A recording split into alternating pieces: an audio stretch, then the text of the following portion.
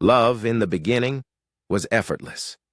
Before the whirlwind of work took over my life, my relationship with Jay was something straight out of a feel-good movie.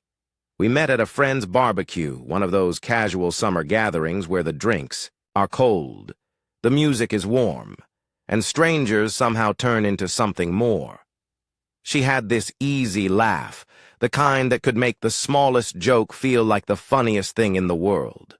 I was drawn to her, and from that night on, it felt like we had always known each other.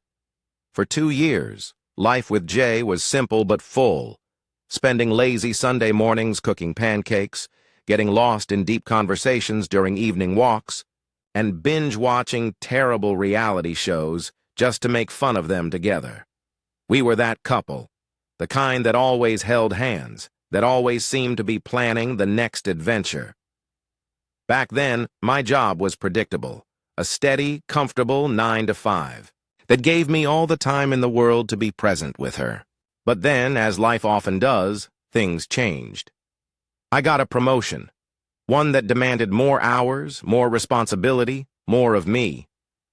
At first, it was just small things. A missed dinner here, a canceled movie night there. Jay was patient, understanding. She told me she got it, that she knew work was important. But even though she never said it outright, I could see it in her eyes, the loneliness. And somewhere along the way, what used to feel effortless started to feel like something we had to work at. The shift happened slowly, like a leak that starts small, but eventually floods the whole house. Work became my new normal. Late nights, weekend calls, emails that never seemed to stop. Jay and I saw less and less of each other, and when we did, exhaustion hung between us like a thick fog. Dinners became silent affairs, each of us glued to our phones. Date nights turned into postponed plans. The intimacy that once came so easily now felt like something we had to schedule, like another task on my already overflowing to-do list. Jay, once so full of light, had become quieter, more withdrawn. The laughter that had once been so effortless between us had been replaced by sighs, by short answers, by tension, and then the small fights started.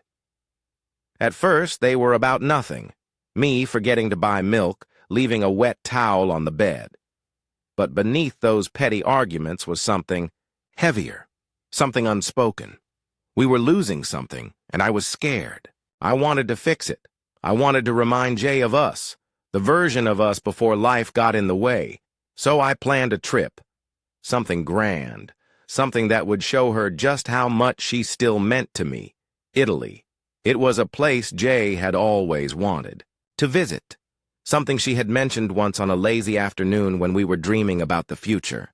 So I booked the flights, found the most beautiful hotels, and planned an itinerary that would make us forget everything else for a while. When I told her, I saw a spark in her eyes, something I hadn't seen in months, and for a while it felt like it worked.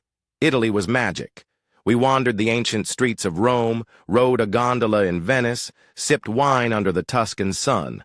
We laughed. We held hands again. We made love in hotel rooms overlooking the sea. One night, in a little tucked-away restaurant in Rome, under twinkling fairy lights and a bottle of red wine, we talked about the future, about places we still wanted to see, about how we could start fresh when we got back home. For the first time in months, I let myself believe that maybe we could fix this. But then, on our last day in Naples, everything changed. We stood on a cliff, the Mediterranean stretching endlessly before us. It should have been a perfect moment. Instead, Jay turned to me and dropped the bomb. "I need to stay here," she said. I frowned. "What?" "I need more time. Here. Without you." At first I thought she was joking, but there was nothing playful in her expression. "Jay," I said slowly, "we leave tomorrow." She sighed, looking away, as if she had already made this decision long before telling me. I need to find myself. I need to be here a little longer. Alone." A cold wave crashed over me, drowning out the distant sounds of the sea. I had spent months trying to mend us. I had planned this trip to remind her of what we had, and now she wanted to stay without me? You planned this without even telling me? My voice was quieter than I expected, but there was steel in it. She hesitated. That was all the answer I needed. My heart clenched. You know what, Jay? Fine. You want to stay? Stay. But if this is your decision, then you're on your own. I'm not paying for you to find yourself while leaving me behind. Her eyes flashed. So that's it? You're just cutting me off? No, Jay. You made a choice, and now I'm making mine. And then, I left. Back home, our friends took Jay's side. Dude, you left her stranded in Italy? Cutting her off financially? That's harsh. Nobody seemed to understand that it wasn't about the money. Then, a month later, I learned the truth. Jay hadn't been on some deep, soul-searching journey. She had borrowed money from friends, partied nonstop, and met someone new. And she was pregnant. At first, I panicked. But then, a mutual friend told me she had secretly done a paternity test. It wasn't mine. She had planned to lie. She had planned to come back and tell me I was the father, hoping it would fix everything. When I finally confronted Jay, she broke down. I was scared, she whispered. I thought maybe if you believed the baby was yours, we could go back to how things were. Jay, I said, my voice tired. Trust doesn't work that way.